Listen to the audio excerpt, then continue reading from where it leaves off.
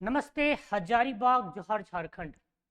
अगर आप JAC board से हैं और ट्वेल्थ की तैयारी कर रहे हैं तो आज की यह वीडियो आपके लिए काफ़ी ज़्यादा इम्पोर्टेंट होने वाली है, क्योंकि हम लेकर के आए हैं चैप्टर वाइज प्रीवियस ईयर सारे एमसीक्यूज। आज की इस वीडियो में हम बात करेंगे यूनिट 1 इलेक्ट्रोस्टैटिक्स के सारे प्रीवियस ईयर एमसीक्यूज पे। देखिए 2006 से लेकर के 2024 तक अभी तक केवल जो है 36 एमसीक्यूज पूछे जा चुके हैं इस इलेक्ट्रोस्टैटिक से, लेकिन वो भी 2006 से 2011 तक एमसीक्यू पूछे जाने का कोई प्रचलन नहीं था। 2012 से एक्चुअली ये प्रचलन आया और 2025 में आपसे 30 मार्क्स के एमसीक्यूज पूछे जाएंगे और प्रत्येक क्वेश्चन 1 मार्क्स के होंगे, मतलब 30 मार्क्स का। तो आइए हम लोग इलेक्ट्रोस्टैटिक्स पे आज की इस वीडियो में 50 एमसीक्यू लेकर के आए हैं, जिसमें 36 तो आपका प्रीवियस ईयर है और बाकी जो आपका बचा हुआ है वो इम्पोर्टेंट एमसीक्यूज है। देखिए इलेक्ट्रोस्टैटिक्स यूनिट 1, अगर आप एनसीईआरटी के फॉलोवर्स हैं तो यहाँ पे 2 चैप्टर्स आपका कंप्लीट होगा। सारे MCQs electric charge and field और इलेक्ट्रिक पोटेंशियल एंड कैपेसिटेंस, ये दोनों के एमसीक्यूज बताएंगे। तो देखिए 2024 में एक्चुअली जो एमसीक्यू पूछे जा चुके हैं वो एक्चुअली है केवल 3, है ना। तो पहला एमसीक्यूज क्या कहता है, two charge spheres are separated by a distance D exert a force F. कहने का मतलब यह है कि 2 चार्ज है ना, दोनों चार्जेस के बीच का डिस्टेंस डी है, उन दोनों चार्जेस में फोर्स लग रहा है एफ।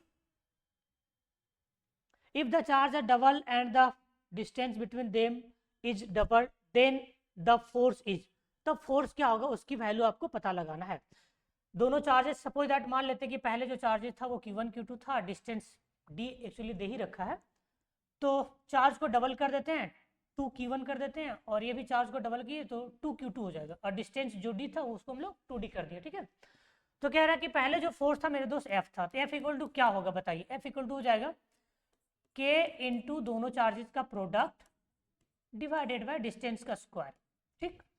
लेकिन अब कह रहा है कि चार्जेस को अगर आप डबल कर दे, डिस्टेंस भी डबल कर दे, तो फोर्स क्या होगा, तो उस जो फोर्स होगा उसको सपोज दैट हम लोग F1 नाम देते हैं। तो K इंटू दोनों चार्जेस का प्रोडक्ट कर दो, तो ये चार्ज आपका 2Q1 है इंटू वो भी चार्ज आपका 2Q2 है, डिवाइडेड बाई ये क्या हो जाएगा जी 2D का स्क्वायर। तो 2D का होल स्क्वायर करेंगे तो जाहिर सी बात है 4D स्क्वायर हो जाएगा, तो ये 2 2 जा 4 और ये 4 कैंसिल आउट हो गया। तो आपका बचा क्या F1 इक्वल टू बताइए, तो F1 इक्वल टू जो बचा है मेरे दोस्त K Q1 Q2 divided by D square ही बचा है ना, और ये एक्चुअली F के बराबर है। ये किसके बराबर बोलो तो F के बराबर है। इसीलिए जब चार्ज को डबल कर देंगे, डिस्टेंस भी डबल कर देंगे, तो भी आपका फोर्स वही लगेगा, मतलब F1 is equal to F आ गया। इसका मतलब ऑप्शन कौन सा हो गया बोलो तो A। आइए सेकंड क्वेश्चन पे देख लेते हैं हम लोग। The minimum amount of charge absorb so far is, minimum amount देखो according to quantitation of charge, कोई भी क्वांटिटेशन ऑफ चार्ज कहता है कि कोई भी बॉडी अगर इलेक्ट्रॉन गेन करेगी या लूज करेगी तो वो नंबर में होगा, हाफ नहीं हो सकता ना। तो इसीलिए जो मिनिमम जो चार्ज है ना डेवलप होगा वो एक्चुअली होगा आपका जो इलेक्ट्रॉनिक चार्ज है, और इलेक्ट्रॉनिक चार्ज आपको पता है कि 1.6 इंटू 10⁻⁹ कूलम है। Option C is correct. Question number 3 पे आते हैं। Dielectric constant for a metal is, suppose that एक मेटल है उसका डाइलेक्ट्रिक कांस्टेंट हम लोग के या एप्सिलॉन आर से डिनोट करते हैं, तो क्या होगा इसकी वैल्यू, तो इसकी वैल्यू इन्फिनिटी होती है, option number B. Next question देखिए, अब जो क्वेश्चन हम लोग चर्चा करेंगे वो 2023 में पूछा गया, ठीक है। अभी तक 2024 वाला देख रहे थे, उसमें 5 क्वेश्चन आया हुआ था। पहला क्वेश्चन क्या है, dimensional formula of epsilon not is, dimensional formula निकालना एप्सिलॉन नॉट का, तो काफी इजी है, देख लो आप कूलम्स लॉ से क्या जानते हो, F equal to 1/4 pi epsilon naught, दोनों चार्जेस का प्रोडक्ट डिवाइडेड दोनों चार्जेस के बीच का डिस्टेंस का स्क्वायर, ये आपका कूलम्स लॉ। एप्सिलॉन नॉट निकालना है मेरे दोस्त, तो F को नीचे लाइए तो हो जाएगा 4 पाई इंटू F, ये हो जाएगा Q1 Q2 divided bye R square, okay. तो सारा अगर डायमेंशनल फॉर्मूला पुट कर दें तो एप्सिलॉन नॉट का आपका निकल जाएगा। तो देखो 4 पाई एक्चुअली कांस्टेंट उसका होगा नहीं, तो फोर्स का होता है mLT⁻⁻2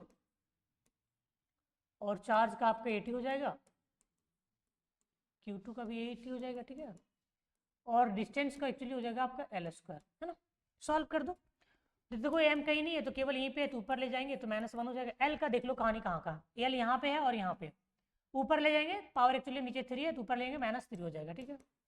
टी का पावर लफड़ा देख लो जी, ये एक्चुअली टी है, ऊपर जाएगा तो टी का पावर प्लस, मतलब पावर प्लस हो जाएगा तो 2 हो जाएगा, और इधर 2 है तो 4 हो जाएगा एक्चुअली।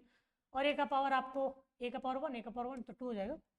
तो ये आपका कुछ ऐसा आएगा डायमेंशनल फॉर्मूला एप्सिलॉन नॉट का, ओके। तो देख लेते हैं कौन सा ऑप्शन मैच कर रहा है यहाँ पे। तो ऑप्शन नंबर ये देख सकते हैं आप कि ऑप्शन नंबर जो सी है वो एक्चुअली करेक्ट है। क्वेश्चन, नेक्स्ट क्वेश्चन चलते हैं।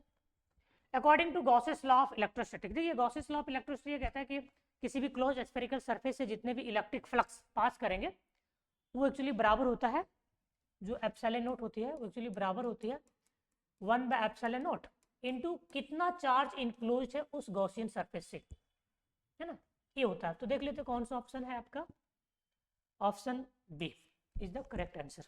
Next question, the number of electrons for 2 coulomb charge is, देखिए आपके पास 2 कूलम चार्ज दे रखा है, कह रहा है कि इलेक्ट्रॉन्स कितना होगा। तो सिंपल है, चार्ज देखिए 2 कूलम आपको दे रखा है, नंबर आपको पूछा जा रहा है, इलेक्ट्रॉनिक चार्ज आपको पता है, तो क्वांटिटेशन ऑफ चार्ज आपको पता है। According to quantitation of charge any charge is integral multiple of electronic charges, तो Q इक्वल टू एनी होता है। तो यहाँ से एन निकाल लो, एन इक्वल टू क्या हो जाएगा Q/E। Q का वैल्यू कितना मेरे दोस्त, 2 कूलम, तो 2 कूलम पुट कर दो, और E का जो इलेक्ट्रॉनिक चार्ज पुट कर दो नीचे, 1.6 × 10⁻⁻19 कूलम। कूलम का बर्थडे हो जाएगा, ये पॉइंट हटाइए, यहाँ पे 0 चला जाएगा मेरे दोस्त, इसको आप कैंसिल आउट करो तो एक बार में कैंसिल आउट हो जाएगा ना। इसके बाद आपका 25 आएगा, और ये 10 का पावर जो 19 है नीचे माइनस में, ऊपर जाएगा तो प्लस में हो जाएगा, +19। तो देख लेते कौन सा ऑप्शन आपका मैच कर रहा है, option C is the correct answer, okay. निकल गया, नंबर ऑफ पूछ रहा था हमें, इलेक्ट्रॉन्स का हो गया। नेक्स्ट क्वेश्चन, क्वेश्चन नंबर 7 कह रहा है कि आपके पास एक पैरेलल प्लेट कैपेसिटर है, उसके बीच का डिस्टेंस d है ना। देखो कह रहा है if the distance between 2 plates of a parallel plate capacitor is halved its capacity। Question ये कह रहा है मेरे दोस्त कि आपके पास एक पैरेलल प्लेट कैपेसिटर है, उसके बीच का डिस्टेंस अगर आधा कर दिया जाए तो उसकी कैपेसिटी में क्या इफेक्ट आएगा, या उसकी कैपेसिटी क्या होगा। तो देख लो, एक्चुअली हमको पता है कि मान लेते हैं पैरेलल प्लेट कैपेसिटर है, उन दोनों के बीच का डिस्टेंस d है, और इस प्लेट का एरिया a है सपोज दैट, और यहाँ जो मीडियम है उसका परमिटिविटी एक्चुअली एप्सिलॉन नॉट है, तो हमको पता है C = ε/d होता है, और डिस्टेंस को हाफ किया जा रहा है ना, तो उस केस में हम लोग डिस्टेंस देखो कम कर दिए, d/2 कर दिए, हाफ कर दिए, तो यहाँ पे d के बदले हम लोग d/2 पुट कर देंगे, तो ये एक्चुअली डिवाइड है तो ऊपर चला जाएगा, तो एक्चुअली ऐसा देगा। तो यहाँ पे देख सकते हैं C का वैल्यू यहाँ पे पुट कर दिए यहाँ से, तो C' आ रहा है। इसका मतलब ये होता है कि जब किसी भी पैरेलल प्लेट कैपेसिटर कैपेसिटेंस अगर आप आधा कर देते हैं तो जो उसकी कैपेसिटेंस होता है वो 2 गुना बढ़ जाती है। तो देख लेते कौन सा ऑप्शन होगा, increases 2 times, option number A is the correct answer. Next question, the electric field and electric potential of N electric dipole very distance R H. देखिए जी कह रहा है आपको कि इलेक्ट्रिक फील्ड और इलेक्ट्रिक पोटेंशियल किसी भी सिंगल चार्ज के कारण क्या होता है फॉर्मूला, उन दोनों में किस तरह से वेरिएशन होगी आर के रिस्पेक्ट में। तो देखो सपोज दैट आपके पास एक क्यू चार्ज है और यहाँ पे एक आपका पास पॉइंट P है, और इन दोनों का जो बीच का डिस्टेंस है वो R है। तो आपको पता है इलेक्ट्रिक फील्ड का सिंगल चार्ज के कारण किसी भी पॉइंट पे जो फॉर्मूला होता था मेरे दोस्त, वो होता था 1/4πε0, जो चार्ज होता है उसको हम लोग लिखेंगे, और जो चार्जेस जो डिस्टेंस होती है उसका स्क्वायर होता है ना। लेकिन इलेक्ट्रिक पोटेंशियल्स में कुछ अलग होता है, क्या होता है अलग, केवल R में डिफरेंस आएगा ना, ये आपका सेम रहेगा, चार्ज भी आपका सेम रहेगा, लेकिन डिस्टेंस यहाँ पे जो R² आता था तो केवल R आएगा। तो जाहिर सी बात है कि R के रिस्पेक्ट में क्या होगा ऑप्शन, तो पहले देखो पूछा जा रहा है इलेक्ट्रिक फील्ड, तो इलेक्ट्रिक फील्ड में 1/r² होता है, तो ऑप्शन आपका ये वाला होगा P, और इसमें 1/r है, ठीक है। ये क्वेश्चन आपका 8 नंबर कंप्लीट हो गया। अब ये 9 नंबर क्वेश्चन देखिए, अब जो क्वेश्चन हम लोग पढ़ेंगे वो एक्चुअली 2022 में टर्म 1 में पूछा गया, टर्म 2 में एक्चुअली पूछा नहीं गया था MCQ, तो केवल टर्म 1 में 12 क्वेश्चंस पूछे गए हैं। सबसे ज्यादा इलेक्ट्रोस्टैटिक्स में क्वेश्चंस 2022 टर्म 1 में ही पूछा गया था, 12 क्वेश्चंस। देख लेते हैं, क्वेश्चन नंबर 9 यहाँ पे होगा सीरियल वाइज। क्या कह रहा है कि two charge spheres which are separated at a distance d exert a force F between on each other. If the charges are doubled and distance between them are doubled, then forces. देखिए actually ये questions जो question मेरा one था ना वो है actually. देखो actually एक बार और आपको बता देना चाहेंगे कि हम एक्चुअली आपको ईयर वाइज बता रहे हैं तो क्वेश्चंस रिपीट कर सकता है, ठीक है। ये क्वेश्चन पहला ही है, सिंपल है कि कह रहा है कि दो चार्जेस है, दोनों चार्जेस के बीच का डिस्टेंस दी है, चार्ज को भी और डिस्टेंस को भी डबल कर दिया जाए तो फोर्स क्या होगा। तो फोर्स सेम रहता है ना, क्वेश्चन वन में आपको एक्सप्लेन किए ही थे। इस क्वेश्चन देखिए काफी मजेदार क्वेश्चन है ये। If the charge on body is 100 nanocoulomb then how many electrons are present in the body. Suppose that ये कह रहा है कि आपके पास एक बॉडी है, उस बॉडी के पास जो चार्ज है वो 100 नाइनोकूलम है, तो कह रहे हैं इस बॉडी के पास कितना इलेक्ट्रॉन्स होगा। तो देख लेते हैं फ्रॉम फटाफट।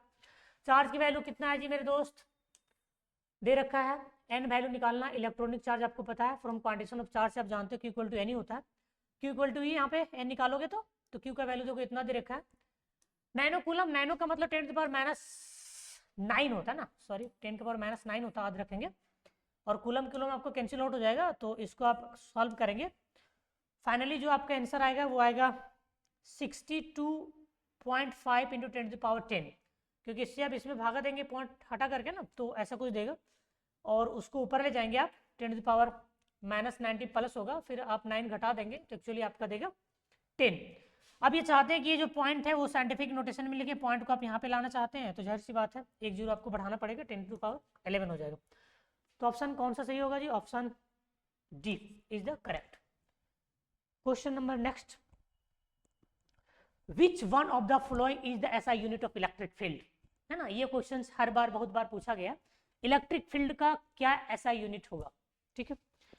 ऑप्शन पहला दिया है कूलम, दूसरा न्यूटन, तीसरा वोल्ट पर मीटर है और चौथा न्यूटन पर कुल पर स्क्वायर है। देखो एक्चुअली इसका दो यूनिट आपको पहले फटाफट बता देते हैं।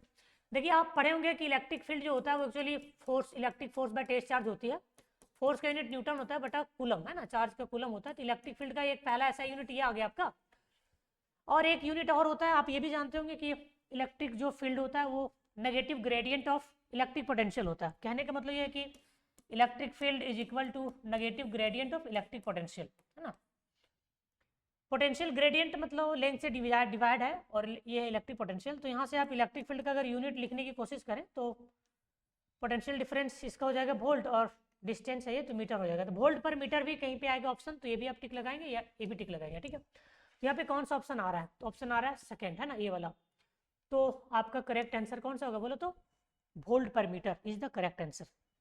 चलो ये काफी इंपॉर्टेंट क्वेश्चन है। कह रहा है कि when an electric dipole is placed in an uniform electric field, एक इलेक्ट्रिक डायपोल है आप उसे यूनिफॉर्म इलेक्ट्रिक फील्ड में प्लेस करते हैं, इट एक्सपीरियंसेस, तो वो क्या क्या एक्सपीरियंस करेगा। तो देख लीजिए हम लोग पहले से ऑलरेडी बना रखे हैं कि ये जो पैरेलल लाइंस दिखा रहे हैं वो एक्चुअली यूनिफॉर्म इलेक्ट्रिक फील्ड को रिप्रेजेंट कर रही है। और एक डायपोल है, ये माइनस क्यू चार्ज है, प्लस क्यू चार्ज ऐसा रखा हुआ है। तो कह रहा है इस पर क्या क्या लगेगा, क्या एक्सपीरियंस करेगा ये। तो जाहिर सी बात है ये चार्ज है पॉजिटिव चार्ज, तो एक्चुअली इधर वाला नेगेटिव प्लेट होता है तो एक्चुअली वो इसको अट्रैक्ट कर लेगा, और इधर वाला एक्चुअली पॉजिटिव प्लेट होता है तो ये इसको अट्रैक्ट कर लेगा। तो इलेक्ट्रिक फोर्स भी लगेगा और टॉर्क भी लग रहा है, क्योंकि देखिए आर इधर है और फोर्स इधर है, तो टॉर्क इक्वल टू एक्चुअली जानते हैं आर क्रॉस एफ होता है ना। यहाँ पे टॉर्क भी लगेगा, यहाँ पे जो टॉर्क लग रहा है वो क्लॉकवाइज लग रहा है, यहाँ पे भी देखो आर क्रॉस एफ करेंगे तो यहाँ पे भी क्लॉकवाइज लग रहा है। तो दोनों लगेगा, फोर्स और टॉर्क। ऑप्शन कौन सा सही होगा जी, are net force no, are torque नहीं, both are net force and torque. Option C is the correct answer. Okay next question आते हैं। ये क्वेश्चन काफी ज्यादा इंपॉर्टेंट है। क्वेश्चन क्या कह रहा है, क्वेश्चन कह रहा है कि आ चार्ज क्यू, एक चार्ज है क्यू है, is enclose by Gaussian spherical surface of radius R. कहने का मतलब है कि एक आपके पास गॉसियन सरफेस है और वहां पे एक चार्ज इनक्लोज है क्यू, ठीक है। If the radius is double, तो कह रहा है कि ये जो चार्ज का जो रेडियस वो कैपिटल आर है, अगर इस रेडियस को डबल कर दिया जाए, दुगना कर दिया जाए, 2r कर दिया जाए, then the outward electric flux will, तो कितना आउटवर्ड फ्लक्स होगा। तो देखिए एक्चुअली आपको पहले बता देना चाहेंगे कि आप रेडियस बड़ा कर देंगे तो गॉसियन सरफेस बड़ा हो जाएगा, जाहिर सी बात है। लेकिन ये जो चार्जेस जो पास हो रहा है मेरे दोस्त वो सेम रहेगा, है ना, सेम पास करेगा। इसका मैथमेटिकल प्रूफ भी आप देखना चाहते हैं तो ऐसे समझ लीजिए, जो किसी भी गॉसियन सरफेस से इलेक्ट्रिक फ्लक्स पास होता है वो 1/ε0 × Q के बराबर होता है ना। तो यह आपका गॉसियन सरफेस बड़ा रहे या छोटा रहे, चार्ज एक्चुअली जो इनक्लोज कर रहा है वो एक्चुअली Q ही है। यहाँ पे कैपिटल Q दिया हुआ है तो कैपिटल Q लेंगे। तो एक्चुअली रेडियस पे डिपेंड करता नहीं इलेक्ट्रिक फ्लक्स की वैल्यू, वो चार्ज पे डिपेंड करती है ना। तो इसीलिए यहाँ पे ऑप्शन क्या होगा, तो कह रहा है कि डिक्रीज कर जाएगा या डिक्रीज टू हाफ आधा हो जाएगा, है ना, इंक्रीज 2 टाइम्स या इंक्रीज कर जाएगा, रिमेन्स अनचेंज। तो ऑप्शन ये सही होगा, जितना इलेक्ट्रिक फील्ड लाइंस एक्चुअली इस गॉसियन सरफेस से क्रॉस कर रहा था जिसका रेडियस r था, अगर जिसका रेडियस 2r कर देंगे, बड़े आप स्फीयर ले लेते हैं, गॉसियन सरफेस बड़ा कर देते हैं, तो रेडियस पे एक्चुअली इलेक्ट्रिक फ्लक्स डिपेंड नहीं करती है, इसीलिए अनचेंज रहेगा, remains unchange. Option C is the correct answer. Okay, अब आइए हम लोग देख लेते हैं कि क्वेश्चन 14 क्या बोल रहा है। कह रहा है कि a Gaussian spherical a Gaussian sphere enclosed an electric dipole within it। कह रहा है कि एक आपका गॉसियन स्फीयर है, सरफेस है सपोज दैट, वो इनक्लोज कर रहा है एक इलेक्ट्रिक डायपोल का। तो इलेक्ट्रिक डायपोल का मतलब क्या होता है, दो सेम मैग्नीट्यूड के चार्जेस रहेंगे, लेकिन नेचर अपोजिट है, ये प्लस क्यू है तो ये माइनस क्यू होगा मेरे दोस्त, याद रखिएगा। अब दोनों के बीच का डिस्टेंस काफी ड्यू होता है, ये मिड पॉइंट होती है, दोनों का डिस्टेंस हम लोग काफी स्मॉल मानते हैं। स्मॉल के लिए हम लोग जनरली 2D या तो L2L प्रयोग करते हैं सिंपल कैलकुलेशंस के लिए, तो 2D मान लेते हैं ना। तो कह रहा है कि total flux crossing the sphere is, तो इस स्फीयर से कितना फ्लक्स एक्चुअली क्रॉस करेगा उसकी वैल्यू फटाफट बताइए। तो देखिए ये काफी इजी क्वेश्चन है, सपोज दैट है कि इसके पास सेम चार्ज होगा, तो देखो नेट चार्ज ऑफ डायपोल, इसके पास प्लस क्यू, इसके पास माइनस क्यू, तो नेट करोगे तो क्या करेगा, plus Q minus Q equal to 0 आ जाएगा। तो नेट चार्ज 0 आ रहा है मेरे दोस्त, तो अकॉर्डिंग टू गॉसियन थ्योरम आपको पता है कि फाई जो होती है 1/ε × Q0 होता है, तो Q0 का वैल्यू 0 हो जाएगा, तो फाइनली फाई का वैल्यू क्या हो जाएगा बोलो, तो 0 हो जाएगा। इसका मतलब ये हुआ कि किसी भी गॉसियन सरफेस के अंदर कोई इलेक्ट्रिक डायपोल है तो उसके द्वारा कोई भी इलेक्ट्रिक फ्लक्स क्रॉस नहीं करेंगे, इलेक्ट्रिक फ्लक्स की वैल्यू 0 हो जाएगी। तो option D is the correct answer. चलो next question, relation between electric field and potential is. आपको पहले भी बता दिए हैं कि इलेक्ट्रिक फील्ड जो होता है वो नेगेटिव ऑफ ग्रेडियंट होता है इलेक्ट्रिक पोटेंशियल्स का, ठीक है। तो जाहिर सी बात है electric field is equal to negative gradient of electric potential, this is your required, है ना, आंसर यही होता है। तो देख लेते कौन सा ऑप्शन सही आपको होने वाला है। यहाँ पे आर के बदले एक्स लिया गया, उससे कोई दिक्कत नहीं है, ठीक है। तो option A is the correct, बाकी देख सकते हैं मैच नहीं कर रहा है, ठीक है। नेक्स्ट क्वेश्चन पे आते हैं मेरे दोस्त, question number 16, if EA with the electric field strength of a short dipole at a point on the axial line and EE that the equatorial line of the same distance। देखिए कहने का मतलब ये है ना कि आपके पास एक इलेक्ट्रिक डायपोल है, ये प्लस क्यू चार्ज है, माइनस क्यू चार्ज, ओके, ये माइनस क्यू, ये प्लस क्यू है। तो कह रहे हैं एक्सियल पॉइंट पे जो इलेक्ट्रिक फील्ड है उसका यहाँ पे नाम दे रखा है EA, है ना, और इक्वेटोरियल पॉइंट पे जो इलेक्ट्रिक सेम डिस्टेंस पे जो है उसका नाम दिया है EE, है ना, स्मॉल ई दिया है। तो कह रहे हैं इन दोनों के बीच में क्या रिलेशन है। तो देखिए एक्चुअली जब आप डेरिवेशंस किए होंगे, डायपोल कार ने एक्सियल पॉइंट पे इलेक्ट्रिक फील्ड निकाले होंगे और इक्वेटोरियल पॉइंट पे निकाले होंगे, तो एक्चुअली पहले हम लोग एक्सियल पॉइंट के लिए आपको बता देते हैं, आप निकाले होंगे 1/4πε0, सॉरी P होता है यहाँ पे 2P डिवाइडेड बाय RQ होता है, ऐसा कुछ होता है। और अगर आप यही फॉर्मूला अगर आप इक्वेटोरियल पे निकाले होंगे तो एक्चुअली आया होगा आपका सेम डिस्टेंस रखते हुए, तो ये आया होगा P/RQ, है ना। तो कह रहा है कि इन दोनों में रिलेशंस निकालो, तो देख लो फटाफट, दोनों को यहीं पे डिवाइड कर देते हैं, ठीक है। देख लीजिए 1/4π पूरा कैंसिल आउट हो जाएगा, P/RQ कट जाएगा, तो ये बच क्या रहा है देखो, तो EA डिवाइडेड बाय EE बच रहा है ना, और इधर बच रहा है 2। तो जाहिर सी बात है जो एक्सियल पॉइंट पे इलेक्ट्रिक फील्ड होता है वो डबल आ रहा है इक्वेटोरियल पॉइंट के कंपेरेबल में, है ना। तो कौन सा ऑप्शन आपका सही होगा जी, तो option is the C is the correct answer, है ना। तो देख लीजिएगा ऑप्शन काफी अच्छे से मिलाना होगा आपको। क्वेश्चन नेक्स्ट हम लोग देखते हैं 17 नंबर क्वेश्चन क्या कहता है, कह रहा है कि the capacitance of a parallel plate capacitor does not depends on, कह रहा है कोई कैपेसिटेंस है जी, पैरेलल प्लेट कैपेसिटर का जो कैपेसिटेंस होती है वो किन किन बातों पे डिपेंड नहीं करती है, किस बात पे डिपेंड नहीं करेगा। ऑप्शन पढ़ लेते फटाफट। एरिया ऑफ द प्लेट, तो देखो सबसे बड़ी बात यह है किसी भी पैरेलल प्लेट का जो कैपेसिटेंस होता है वो होता है ए एप्सिलॉन नॉट बाय क्या बोलो तो डी होता है। तो एरिया पे डिपेंड करेगा, दो मीडियम के बीच का जो परमिटिविटी, मतलब मान लेते हैं दो प्लेट है उसके बीच का जो मीडियम है उसकी परमिटिविटी पे डिपेंड करेगी, और दोनों प्लेट के बीच का डिस्टेंस पे डिपेंड करेगा। और बाकी और जो टर्म रहेंगे उस पर डिपेंड नहीं करेगा। देख लेते हैं, एरिया पे डिपेंड कर रहा है, बहुत अच्छी बात है, करेगा ये। और मेटल पे नहीं करेगा ना, मीडियम पे करेगा, इस पे भी करेगा। तो किस पर नहीं करेगा वो पूछा जा रहा है, तो एक्चुअली ऑप्शन आपका B is the correct answer. Metal of the plates पे डिपेंड नहीं करती है क्योंकि कैपेसिटेंस का फॉर्मूला ये है, ठीक है, याद रखिएगा। नेक्स्ट क्वेश्चन, क्वेश्चन नंबर 18 क्या कर रहा है, if a dielectric be introduced between the plates of a parallel plate capacitor then value of its capacitance. Simple सवाल है कि कह रहा है कि एक पैरेलल प्लेट कैपेसिटर है मेरे दोस्त, और उसका कैपेसिटेंस आपको पता होगा ए एप्सिलॉन नॉट डी होता है। इसके बाद कह रहा है कि उसके बीच में अगर हम लोग एक डाइलेक्ट्रिक स्लैब को इंट्रोड्यूस कर दें तो उसकी कैपेसिटी में क्या चेंजेस आएगा। तो जाहिर सी बात है, आप देख सकते हैं एक पैरेलल प्लेट कैपेसिटर है, उसकी जो कैपेसिटेंस होता है simply A epsilon not be होता है, डी होता है ना। लेकिन जैसे आप वो डाइलेक्ट्रिक स्लैब प्लेस करते हैं, मान लेते हैं इस डाइलेक्ट्रिक स्लैब का जो डाइलेक्ट्रिक कांस्टेंट क्या है, तो जो उस केस में जो कैपेसिटेंस का फॉर्मूला है मेरे दोस्त, है ना, वो एक्चुअली आता है ए epsilon not D minus T. T actually इसका थिकनेस बता रहा है और के एक्चुअली इसका डाइलेक्ट्रिक कांस्टेंट है, तो के माइनस 1 डिवाइडेड बाय के, ऐसा कुछ आ रहा है। तो ये दोनों इक्वेशंस को देख के आपको क्या लग रहा है कौन बड़ा होगा, तो जाहिर सी बात है ये बड़ा है। क्यों? क्योंकि इसके डेनोमीटर में ये इतना जो टर्म है एक्चुअली हम डिवाइड कर रहे हैं, मतलब सॉरी इतना जो टर्म है ना डेनोमीटर में जो घटा मतलब घटा दे रहे हैं, तो जाहिर सी बात है घटा देने से कम डाटा से आपको भागा देना पड़ेगा, तो जाहिर सी वो तो डाटा बड़ा आ जाएगा, इसलिए जो है वो सी बड़ा होगा सी नोट से।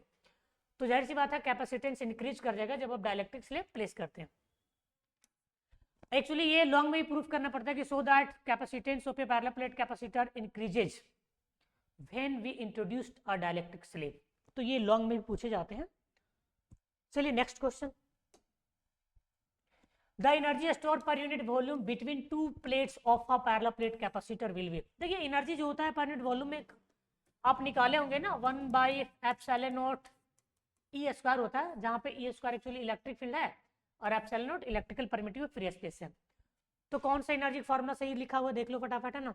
तो half epsilon naught E square, कहाँ पे जी, half epsilon naught E square ना, तो देखो ये वाला D is the correct answer, ये आपका करेक्ट हो जाएगा। नेक्स्ट क्वेश्चन पे आते हैं मेरे दोस्त,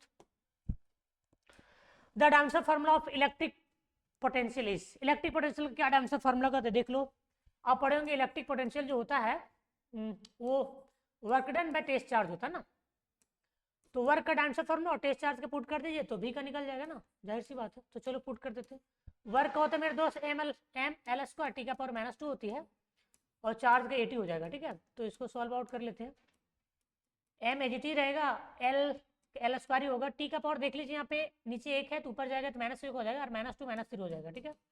और ए का पावर जो आपका हो जाएगा ऊपर जाने के बाद -1 हो जाएगा। तो देख लेते हैं कौन से आंसर आपका मैच कर रहा है, एम एल स्क्वायर टी का पावर, हाँ चलो option is the B is the correct answer, तो ऑप्शन बी आपका करेक्ट हो जाएगा।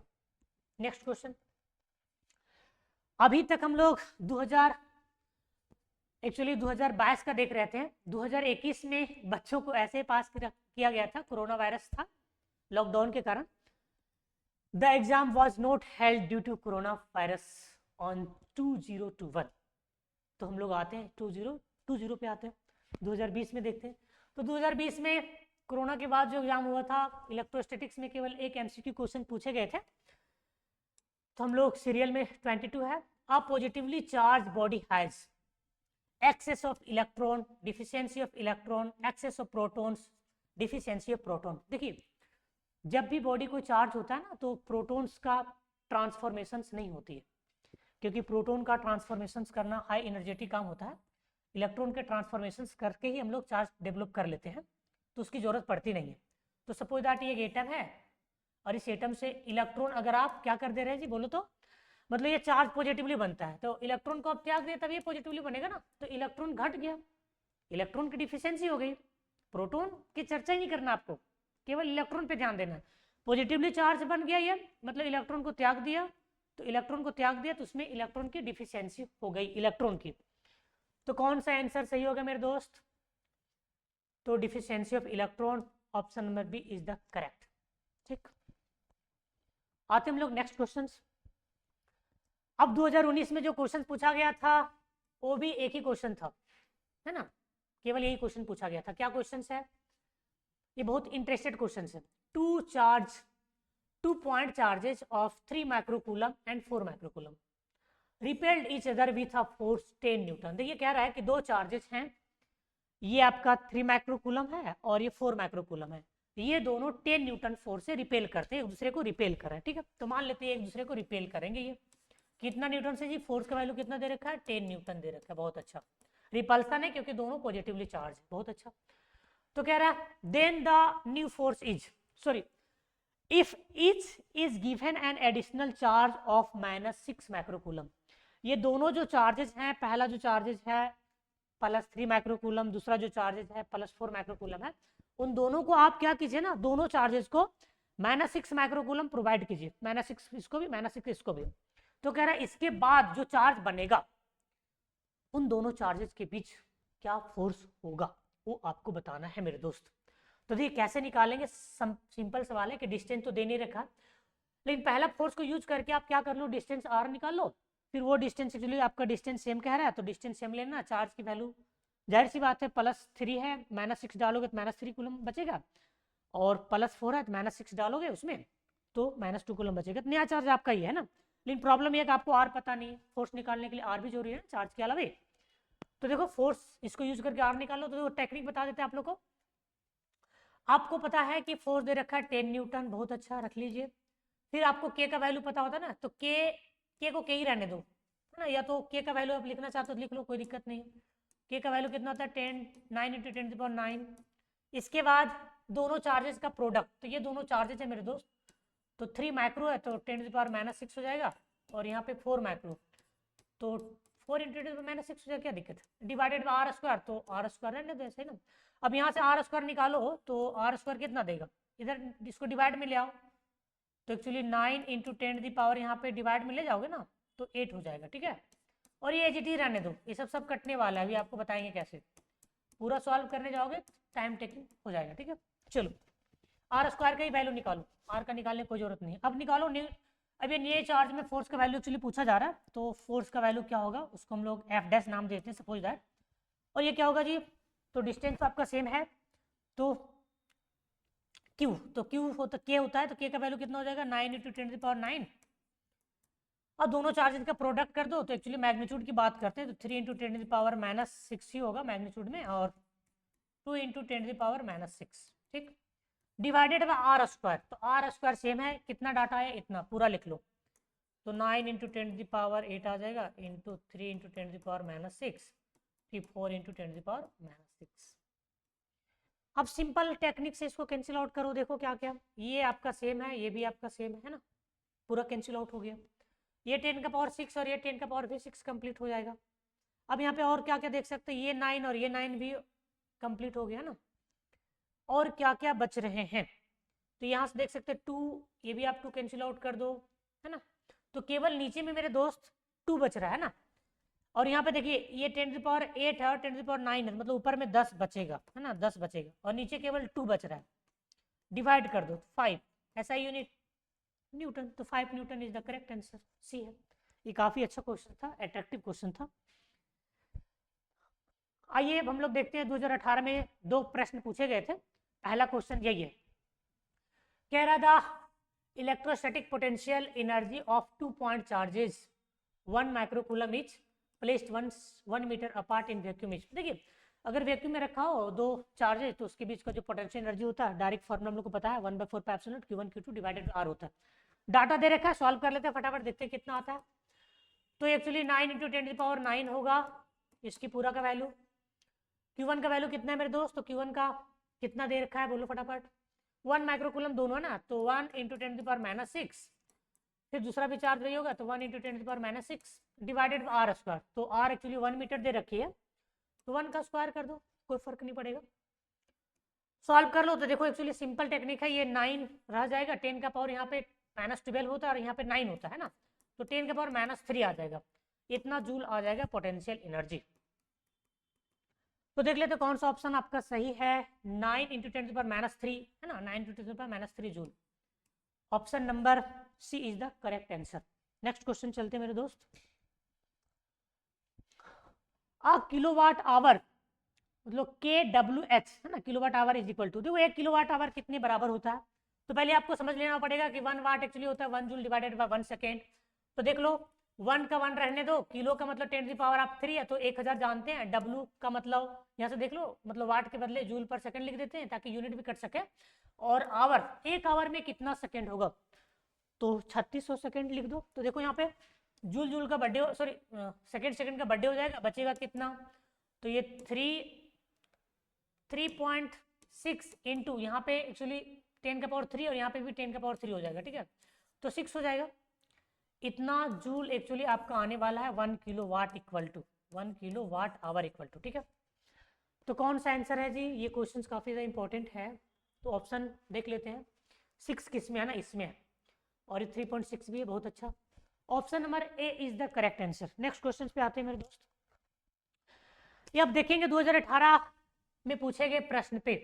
तो 2018 में 2 क्वेश्चन पूछे गए थे मेरे दोस्त। पहला क्या है कि SI unit of electric field intensity, तो आपको बता गया है, पहले भी बता दिए थे ना। एसआई यूनिट जो होता है इलेक्ट्रिक फील्ड का न्यूटन पर मीटर होता है, और यहाँ पे सॉरी तो न्यूटन पर कूलम होता है, तो ये तो होगा नहीं है ना। और ये आपको ऑप्शन हो जाएगा वोल्ट पर मीटर। आपको 2 यूनिट बताए थे कि न्यूटन पर कूलम रहेगा, तो ऑप्शन ये आपको देख लेना, या तो वोल्ट पर मीटर रहेगा, जो भी दोनों में से रहेगा एक टिक लगा देना। तो यहाँ पे वैसा है वही लिख लेंगे। ये सब सीजीएस है तो उसकी लिखने की जरूरत नहीं है। नेक्स्ट क्वेश्चन पे आते हैं। ये काफी अच्छा इंपॉर्टेंट क्वेश्चन, अच्छा लग रहा है। N electric dipole of moment P, मतलब एक इलेक्ट्रिक डायपोल है जिसका moment P is lying along the uniform electric field E। जो लाइक कर रहा है, देखो ये एक्चुअली यूनिफॉर्म इलेक्ट्रिक फील्ड हम लोग दिखा रखे E, ठीक है। और इस यूनिफॉर्म इलेक्ट्रिक फील्ड पे एक डायपोल है, ऐसा प्लेस्ड किया गया है, ठीक। The work done in rotating the dipole by 90 degree is, कहने का मतलब ये है कि पहले जो डायपोल है हम लोग यूनिफॉर्म इलेक्ट्रिक फील्ड के में रखेंगे। इसका मतलब ये होता है कि इलेक्ट्रिक डायपोल मूवमेंट की जो डायरेक्शंस होती है वो एक्चुअली नेगेटिव चार्ज से पॉजिटिव चार्ज की ओर होती है ना। तो देखो इलेक्ट्रिक फील्ड के अलॉन्ग ही रख दी। इसका मतलब यहाँ पे अभी इस इनिशियल स्टेट में आप देख सकते हैं कि जो इनिशियल एंगल है वो 0 डिग्री है। क्यों? क्योंकि इलेक्ट्रिक फील्ड भी इधर ही जा रहा है और इलेक्ट्रिक डायपोल मोमेंट का भी डायरेक्शन सेम है। अब कह रहा है कि इनिशियली θ1 की वैल्यू 0 डिग्री है, अब कह रहे हैं उसको आप 90 डिग्री के साथ रोटेट कर दो, ऐसे करके रोटेट कर दो मेरे दोस्त। तो 90 डिग्री के साथ रोटेट कर देंगे तो कितना वर्क डन करना पड़ेगा। तो सिंपल सवाल है, इनिशियल एंगल जो है मेरा θ1 की वैल्यू 0 डिग्री है, फाइनल एंगल मेरा कितना है बोलो तो 90 डिग्री दे रखा है। तो वी नो दैट, हम लोग जानते हैं कि पोटेंशियल एनर्जी जो होता है PE cos θ1 माइनस cos θ2 होता है। तो देख लो पुट कर दो फटाफट, पोटेंशियल एनर्जी इक्वल टू, या वर्क डन भी कह सकते हैं इसको, कोई दिक्कत नहीं है। तो वर्क डन इक्वल टू क्या, पोटेंशियल P E cos θ1, तो cos का cos रखिए, θ1 की वैल्यू कितना है 0 डिग्री माइनस cos θ2, तो उसके बदले आपको 90 डिग्री पुट करने पड़ेंगे। तो P का P अब रहने दो, cos 0 का वैल्यू एक्चुअली 1 होता है और cos 90 का वैल्यू 0 होता है। तो फाइनली इसको सॉल्व करोगे P इंटू E आएगा। मतलब जो वर्क डन है वो एक्चुअली इलेक्ट्रिक डायपोल मोमेंट और इलेक्ट्रिक फील्ड के प्रोडक्ट के बराबर आएगा। तो option is the C is the correct answer. Next question पे आते हैं।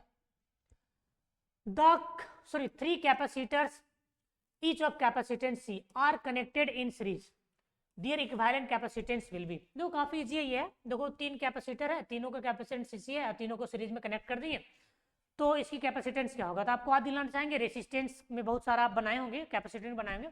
रेसिस्टेंस का जो सीरीज होता है वो पैरेलल एक्चुअली कैपेसिटर को होता है, मतलब उल्टा होता, याद रखेंगे। तो ये एक्चुअली इसका जो फॉर्मूला हो जाएगा 1/C इक्विवेलेंट है ना, वो फॉर्मूला हो जाएगा 1/C plus 1/C plus 1/C। जाहिर सी बात है 1/C आप कॉमन निकाल दो, यहाँ पे क्या बचेगा 1, यहाँ पे भी 1 और यहाँ पे भी 1, तो 1 + 1 करेंगे तो 3/C आ जाएगा, है ना। ये मेरे दोस्त आ गया C इक्विवेलेंट का ना। यहाँ पे बहुत सारा बच्चा फंस जाते हैं, ध्यान रखिएगा, यहाँ पे गलती नहीं करना है, फंसते नहीं है, मतलब गलती कर देते हैं जल्दीबाजी में ना, इसको उल्टा नहीं कर पाते हैं, तो यहाँ पे आपको ध्यान रखना होगा। तो C/3 is the equivalent capacitance, okay. तो C/3 option is the A correct. आते हम लोग नेक्स्ट क्वेश्चंस की दुनिया में। क्वेश्चंस अब देखिए, हम लोग 16 पे चर्चा करेंगे, क्वेश्चन 2016 में पूछा गया, एक ही क्वेश्चन पूछा गया था, वो क्वेश्चन यही है, कह रहा है कि परमिटिविटी ऑफ फ्री स्पेस का क्या यूनिट होगा। तो आपको पहले भी बता दिया, देख लो फटाफट। Force equal to Coulomb's law से जानते हैं जी, 1/4 pi epsilon naught, free space के लिए ऐसा ही होता है, Q1 Q2 divided bye R square होता है। अगर आपको चाहिए एप्सिलॉन नॉट का यूनिट मेरे दोस्त, तो एप्सिलॉन नॉट को आप यहाँ ले जाओ, एफ को यहाँ ले आओ, तो 4 पाई इंटू एफ, और ये Q1 Q2 divided bye R square होगा। ये क्वेश्चंस और बहुत बार आएंगे, तो वहाँ पे आपको बताया नहीं जाएगा। 4 पाई का कांस्टेंट है, इसका यूनिट न्यूटन हो जाएगा, और आर है रेडियन, तो इसका मीटर स्क्वायर हो जाएगा, और चार्ज है तो स्क्वायर हो जाएगा, 2 बार है ना। तो याद रखेंगे एप्सिलॉन नॉट का जो यूनिट होता है वो कूलम का square divided by newton metre square होता है। मतलब कौन सा ऑप्शन आपका सही होगा जी, कूलम स्क्वायर है ना, option number C is the correct, coulomb square per newton per metre square, ये आपका ऑप्शन होगा। नेक्स्ट क्वेश्चन आते हैं, विच, देखो एक 2015 का क्वेश्चन से 3 क्वेश्चन पूछे गए थे, which of the following has unit volt per metre. जाहिर सी बात है, वोल्ट पर मीटर कितना बार आपको बता दें ना इलेक्ट्रिक फील्ड का, तुरंत टिक लगाओ, आगे बढ़ो। अब क्या कह रहा है, electric field and electric potential are related है। आपको कितना बार बताएं कि electric field is the negative gradient of electric potentials. कौन सा आंसर सही होगा मेरे दोस्त, नेगेटिव भी है, पोटेंशियल ग्रेडियंट भी है, बहुत अच्छा, option B is the correct. Next, ये क्वेश्चन काफी अच्छा लग रहा है, क्या कह रहा है, if the distance between two plates of a parallel plate capacitor is doubled its capacity। जाहिर सी बात है ना, क्या है कि 2 पैरेलल प्लेट कैपेसिटर है, मतलब पैरेलल प्लेट कैपेसिटर है, उसकी जो डिस्टेंस है वो डबल कर दिया जा रहा है, तो कह रहा है कि उसकी कैपेसिटेंस पे क्या फर्क पड़ेगा।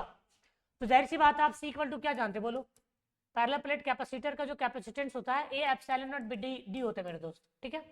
तो डिस्टेंस को डबल कर दोगे, तो डबल का मतलब यहाँ पे डी सपोज दैट है ना, और डबल कर दोगे तो यहाँ पे आपको कितना मानना पड़ेगा, 2D मानना पड़ेगा। एरिया और मीडियम आपको सेम रखा गया है, कहा नहीं गया, मतलब रखना ही सेम है, नहीं कहा जाएगा सेम रखना है।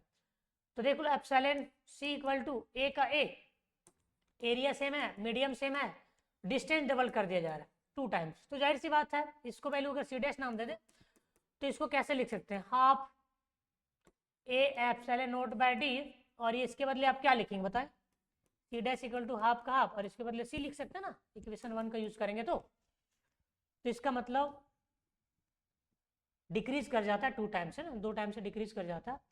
तो पहला ऑप्शन आपका नहीं होगा, डिक्रीजेज 2 टाइम्स है ना, इंक्रीजेज 4 टाइम्स, डिक्रीजेज 4 टाइम्स, तो 2 टाइम्स डिक्रीज होगा, option is B is the correct. Okay, अब आते हैं हम लोग नेक्स्ट क्वेश्चन की दुनिया में। देखो 2014 में जो प्रश्न पूछे गए थे मेरे दोस्त, वो क्वेश्चन ये था कि 3 प्रश्न पूछे गए थे, उसमें से पहला प्रश्न यही है, the SI unit of permittivity अभी जस्ट निकाले थे है ना, कौन सा ऑप्शन होगा, option C is the correct answer, coulomb square newton sorry per newton per metre square. Next question देखते हैं, देखो ये काफी इजी क्वेश्चन है, torque acting on an electric dipole of moment P placed in an uniform electric field E is given है। तो जाहिर सी बात है, जो आप टॉर्क का फॉर्मूला पढ़े हैं, टॉर्क इक्वल टू होता है पी क्रॉस ई वेक्टर होता है ना, तो इसमें से कौन सा ऑप्शन सही होगा, तो option C is the correct. ये क्वेश्चंस काफी ज्यादा इंपॉर्टेंट है, कह रहा है कि if the air between 2 plates of a parallel plate capacitor condenser is displaced by a medium of relative permittivity K. देखिए ये आपके पास एक पैरेलल प्लेट कैपेसिटर है, अब इस पैरेलल प्लेट कैपेसिटर के बीच का जो मीडियम है उसको आप चेंज कर दीजिए और कोई ऐसा मीडियम डालिए जिसके डाइलेक्ट्रिक कांस्टेंट के है, मतलब अब आपको कोई डाइलेक्ट्रिक मीडियम प्लेस करना पड़ेगा। देन कैपेसिटी, तो इसका कैपेसिटी क्या होगा, तो जाहिर सी बात है मेरे दोस्त, इसकी कैपेसिटी जो होगा वो k टाइम्स बढ़ जाएगा है ना, k टाइम्स इंक्रीज कर जाएगा, इंक्रीजेज k टाइम्स। क्यों, सिंपल सवाल है ना, क्योंकि यहाँ पे इसका जो फॉर्मूला होता है वो एक्चुअली होता है एप्सिलॉन नॉट, यहाँ पे यूज करेंगे, और यहाँ पे हम लोग इसके लिए ये यूज करेंगे वो k into epsilon not use करते हैं, ऐसा कुछ यूज करते हैं, ठीक है। तो यहाँ पे k एक्चुअली मल्टीप्लाइड हो गया, इसीलिए k टाइम्स एक्चुअली इंक्रीज कर जाएगा ना। चलो ठीक है, नेक्स्ट आते हैं हम लोग। 2013 में एक प्रश्न पूछे गए थे, वो क्वेश्चन यही है, देख लेते हैं, 35 सीरियल का होगा। A point charge Q is placed in an electric field of magnitude E, मतलब कह रहा है कि एक पॉइंट चार्ज जैसे यूनिफॉर्म इलेक्ट्रिक फील्ड E में आप प्लेस करते हैं, the force exerted by the charge will be, तो चार्ज के द्वारा कितना फोर्स एक्सर्ट किया जाएगा, एक्सपीरियंस किया जाएगा, वो निकाला ना, एक्सपीरियंसेस बाय द। तो जाहिर सी बात है, आप जानते हैं इलेक्ट्रिक फील्ड बराबर क्या जानते हैं, फटाफट बोल दो, इलेक्ट्रिक फोर्स बाय चार्ज। यहाँ से फोर्स निकालो मेरे दोस्त, तो चार्ज इंटू इलेक्ट्रिक फील्ड आ जाएगा ना। तो option C is the correct. अब आते हैं हम लोग नेक्स्ट क्वेश्चन में। 2012 में यही एक प्रश्न पूछे गए थे ना, the minimum value of charge of any charge body. जाहिर सी बात है मिनिमम चार्ज यही होगा, सबसे मिनिमम चार्ज एक इलेक्ट्रॉनिक चार्ज के बराबर होती है। तो यहाँ तक जो 36 क्वेश्चंस आपका कंप्लीट हो चुका है, ये सारे के सारे 2012 से लेकर के 2024 तक पूछे गए एमसीक्यू है। इससे पहले पूछा नहीं जाता था, लेकिन अगर पूछा गया रहता तो कैसे पूछा जाता, क्योंकि देखो एक्चुअली 1 मार्क्स में पूछे जाते थे 2006 से 2011 के बीच में। तो उसमें से हम एक्चुअली खुद डिजाइन किए हैं कि अगर 2006 से लेकर के 2011 में अगर जो 1 मार्क्स से क्वेश्चन अगर उसको एमसीक्यू में कन्वर्ट करें तो कैसा होगा प्रश्न, देख लेते हैं फटाफट। तो देखो, the SI unit of electric dipole moment, actually वहां पे पूछा गया था write down the electric dipole, sorry write down the SI unit of electric dipole moment. तो जाहिर सी बात है इलेक्ट्रिक डायपोल मोमेंट जो होता है मेरे दोस्त, वो होता है charge into distance between two charges का प्रोडक्ट के बराबर होता है। तो चार्ज का यूनिट कूलम हो जाएगा, और ये एक्चुअली डिस्टेंस है तो उसका यूनिट मीटर हो जाएगा ना। तो ये कूलम मीटर है, ध्यान रखें इसको सेंटीमीटर आपको नहीं पढ़ना है, कूलम मीटर ही पढ़ना है, ठीक है। तो option A is the correct. Positively charge body has, एक पॉजिटिवली चार्ज बॉडी है तो उसके पास क्या होगा, एक्सेस ऑफ प्रोटॉन, नहीं, प्रोटॉन के बारे में सोचना ही नहीं है आपको, इसके बारे में सोचना ही नहीं है। डिफिशियंसी ऑफ इलेक्ट्रॉन, जाहिर सी बात है कोई इलेक्ट्रॉन, कोई बॉडी जो है वो इलेक्ट्रॉन को त्याग करेगी तभी वो पॉजिटिवली चार्ज बनेगा, तो इसका मतलब उसके पास डिफिशियंसी ऑफ इलेक्ट्रॉन होगा। Option B is the correct. 2010 में अगर क्वेश्चन पूछते हैं एमसीक्यू तो कुछ ऐसा पूछते हैं, क्या कह रहा है, the basic properties of charge are. Charge का क्या बेसिक प्रॉपर्टीज है, क्वांटाइजेशन ऑफ चार्ज ये भी होता है, कंजर्वेशन ऑफ चार्ज ये भी होता है, both A and B, none of this. तो जाहिर सी बात है ना, ये दोनों एक्चुअली प्रॉपर्टीज है, तो option C is the correct है, ठीक है। चलो नेक्स्ट क्वेश्चन में आते हैं हम लोग। The conservation of electric charge is, charge देखो according to law of conservation of electric charge can neither be created nor be destroyed, it can produced in pair, okay. तो एक्चुअली यहाँ पे देख सकते हैं कि कौन सा ऑप्शन सही होगा, तो लास्ट वाला जो ऑप्शन है ऑल ऑफ दीज ना, ये तीनों मिला करके एक्चुअली लॉ ऑफ, मतलब जो actually law of conservation of charge होता है वो फॉर्म होती है, तो ये ऑप्शन करेक्ट है आपका, all of these. Next question 2008 में अगर एमसीक्यू पूछते हैं तो वो 1 मार्क्स के क्वेश्चन थे, यहाँ पे एमसीक्यू टाइप पूछते हैं तो कुछ ऐसा पूछते हैं, the SI unit of absolute charge और परमिटिविटी ऑफ फ्री स्पेस ना, यहाँ पे absolute permittivity of free space का SI यूनिट तो आपको कितने बार बताया गया था ना, ये वाला होगा, देख लो, ये बहुत बार हम लोग आपको बता चुके हैं। गॉसेस लॉ इज है ना, 2007 में जब पूछते हैं तो गॉसेस लॉ का डिफिनेशन एक्चुअली आया होगा, तो क्या है, तो जाहिर सी बात आपको पता है ना, किसी भी क्लोज्ड स्फेरिकल सरफेस जो टोटल इलेक्ट्रिक फ्लक्स क्रॉस करते हैं वो बराबर होता है 1/ε0 टाइम्स, मतलब मल्टीप्लाइड वो कितना चार्ज इनक्लोज करके रखा है, ये ऑप्शन है। तो यहाँ पे देख सकते हैं आपका C option is the correct answer. Which equations represent Coulomb's law, वहां पे एक्चुअली पूछा गया था give the statement of Coulomb's law ना, यहाँ पे हम आपको दे दिए कि कौन सा इक्वेशन जो है वो कूलम्स लॉ को रिप्रेजेंट कर रहा है। तो देखो जाहिर सी बात है, फोर्स जो होता है ना, कूलम्स फोर्स कहता है कि दो चार्जेस के बीच में लगने वाला जो फोर्स होता है वो डायरेक्टली प्रोपोर्शनल होता है दोनों चार्जेस का प्रोडक्ट का, और इनवर्सली प्रोपोर्शनल होता है r² का। तो प्रोपोर्शनल टर्म ये कांस्टेंट आता है, इसको इलेक्ट्रोस्टैटिक कांस्टेंट बोला जाता है ना, डिवाइडेड बाय r² हो जाएगा। तो ऐसा कुछ है मेरे दोस्त, तो कौन सा ऑप्शन सही होगा, ए। चलो ठीक है, नेक्स्ट। अब देखिए, अब हम लोग जो क्वेश्चंस करेंगे वो हम लोग कुछ उसी यूनिट इलेक्ट्रोस्टैटिक्स, मतलब 2 चैप्टर है ना, दोनों चैप्टर्स, पहला 2 चैप्टर पे हम लोग चर्चा करेंगे, कुछ अदर क्वेश्चंस पे। क्वेश्चन क्या है, Gauss's law is valid for, Gauss's law किसके लिए वैलिड है, पहला क्वेश्चन क्या है, एनी क्लोज सरफेस। अच्छा इसको हम लोग बाद में देखते हैं, ठीक है, इसको हम लोग बाद में देखते हैं, पहले हम लोग देखते हैं कि और ऑप्शंस क्या दे रखा है, क्या दे रखा है जी, ओनली रेगुलर क्लोज सरफेस। देखो ये है मेरा कोई रेगुलर क्लोज सरफेस, तो केवल उसके लिए भी नहीं, इरेगुलर सरफेस के लिए भी होता है ना, इरेगुलर क्लोज सरफेस के लिए कुछ ऐसा होता है, इसके लिए भी वैलिड है वो। ये तो गलत हो गया मेरे दोस्त। ओनली ओपन सरफेस, तो ओपन सरफेस के लिए गॉसेस लॉ वैलिड नहीं होता है, याद रखेंगे। और यहाँ पे ओनली ओपन इरेगुलर, तो ये तो इरेगुलर है लेकिन ओपन है, तो ये तो होगा ही नहीं। इसका मतलब only sorry any closed surface, Gauss's जो लॉज होता है कोई भी क्लोज सरफेस के लिए वैलिड है। चलिए अब लोग नेक्स्ट क्वेश्चन पे आते हैं। कह रहा है कि a conducting sphere of radius R, देखो एक कोई स्फीयर है, कंडक्टिंग स्फीयर जिसका रेडियस है 20 सेंटीमीटर, इस गिवन चार्ज, जिसको हम लोग क्यू चार्ज के तौर पे 16 माइक्रोकूलम लोग प्रोवाइड करते हैं, what the electric field at the centre. याद रखेंगे मेरे दोस्त, जब भी कभी आपका कंडक्टिंग स्फीयर दे दिया जाए तो आपको समझ जाना सॉलिड स्फीयर की बात हो रही है। और सॉलिड स्फीयर में अगर आप चार्ज को प्लेस करते हैं तो चार्ज केवल सरफेस पे ही ओकुमुलेट होता है, डिस्ट्रीब्यूट होता है, जमा होता है, ठीक है। इसका मतलब सेंटर पे कोई चार्ज जमा नहीं होगा, तो सेंटर पे चार्ज जमा नहीं होगा तो गॉसेस थ्योरम क्या है, तो देखो लो यहाँ पे लिख भी दिए, conducting sphere means solid sphere whose charges are distributed only on the surface of the sphere, मतलब केवल स्फीयर पे चार्ज जमा होगा। ये मेरा स्फीयर है, चार्ज स्फीयर पे जमा होगा, मतलब इनसाइड पे जीरो हो जाएगा, मतलब क्यों इनसाइड का जीरो है, तो हम लोग अगर देखें गॉसेस थ्योरम से, है ना, इलेक्ट्रिक फील्ड अगर निकालने की कोशिश करें, जब चार्ज ही जीरो है तो इलेक्ट्रिक फील्ड क्या हो जाएगा, जीरो हो जाएगी ना, तो इलेक्ट्रिक फील्ड जीरो हो जाएगा, कंप्लीट हो गया, खत्म। नेक्स्ट क्वेश्चन पे आते हैं। 1 कूलम इज इक्विवेलेंट टू, देखो एक्चुअली ये ESU जो होता है वो सीजीएस यूनिट होता है, और आपको बताया गया होगा कि 1 कूलम एक्चुअली कितने ESU होता है, तो याद रखेंगे 1 जो कूलम होती है एक्चुअली बराबर होता है 3 × 10⁹ ESU का, है ना, इलेक्ट्रोस्टैटिक्स यूनिट। तो कौन सा ऑप्शन होगा जी, option A is the correct, 9 ही है। चलो बहुत अच्छा।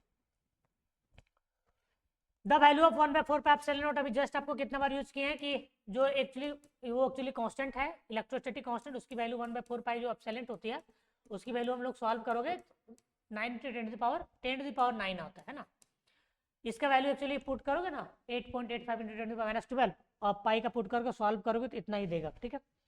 और ऑप्शन भी आप याद रखेंगे, एक्चुअली जो इलेक्ट्रिक यूनिट होता है उसका, तो देखो इससे जो ऑप्शन हो जाएगा मेरे दोस्त वो एक्चुअली 9 × 10⁹ कहाँ पे, 9 × 10⁻, यहाँ पे 9 है ना, यूनिट देख लो, यूनिट सही है, न्यूटन मीटर स्क्वायर पर कूलम स्क्वायर, यही होता है, बहुत करेक्ट है।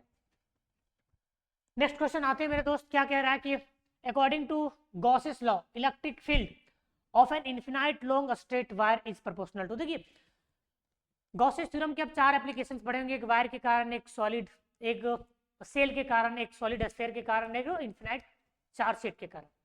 तो यहाँ पे पहला एप्लीकेशन से पूछा गया है कि कोई एक वायर है जिसकी लंबाई अनंत है, इन्फिनाइट है, स्ट्रेट वायर है, तो इसके बगल में किसी भी पॉइंट पे r डिस्टेंस पे अगर इलेक्ट्रिक फील्ड पूछा जाए तो क्या होगा।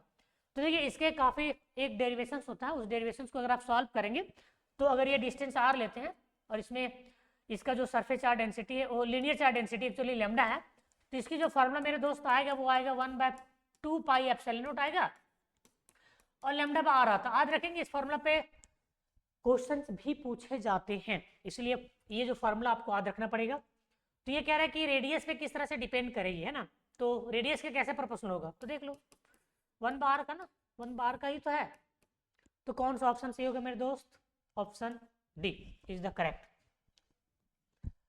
अब देखो the value of absolute permittivity of free space, अभी जस्ट बताया 8.85 × 10⁻12 होता है ना, तो ये आपका कौन सा ऑप्शन सही हो जाएगा, 8.85 × 10⁻12 है, तो ये आपका option A is the correct.